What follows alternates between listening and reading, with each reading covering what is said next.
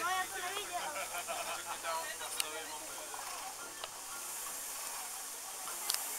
Jestli se chcete rozeslat. A čas se nezáleží.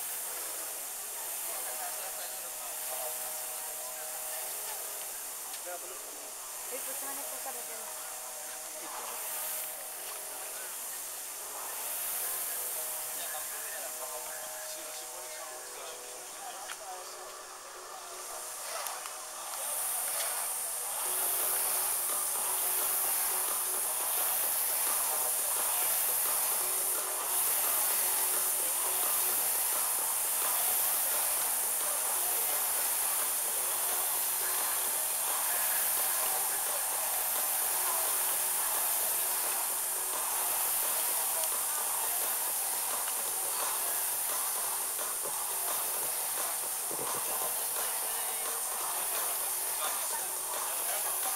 Takže malá změna.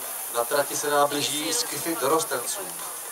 S číslem 3 Helebrand z Bohemians Praha, se 4 Zajíček Slavia Praha, s 5 Bureš Slovenské Jindřice, 6 Popek z Mělníka a na 7 Neumann z Bohemians Praha.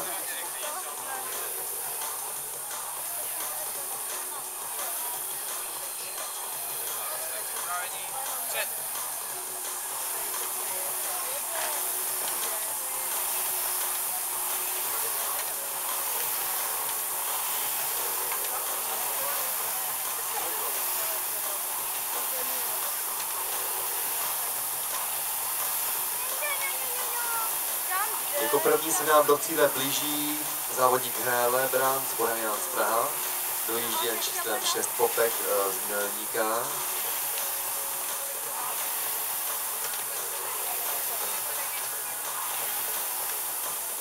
Vyzýváme závodníky k větší odpovědnosti za svoje závodní dráhy. Dost často se nám tady stává, že závodníci jedou de facto před sebou, nepustí soupeře do závodu de facto a dojíždějí úplně v jiných dráhách, než by měli, než startovali.